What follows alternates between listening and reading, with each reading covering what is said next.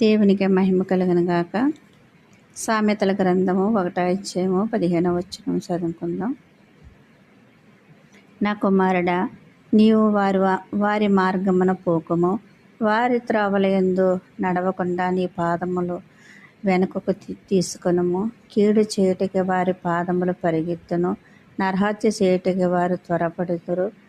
పక్షి చూసుచుండగా వల వేయుట వ్యర్థము, వారు స్వనాశనమునకే పొంచియుందురు, తమ్మును తామే పట్టుకొనుటకే దాగుయుందురు.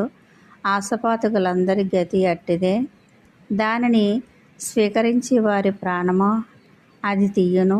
జ్ఞానము వీధులలో కేకలు వేయుచున్నది, సంత వీధులలో బిగ్గరగా పలుకుచున్నది, గొప్ప సందడి గల స్థలములలో ప్రకటన చేయుచున్నది. పురదినములలోను పట్టణములలోను జ్ఞానము ప్రసరించు తెలియజేయుచున్నది. ఆమేన్.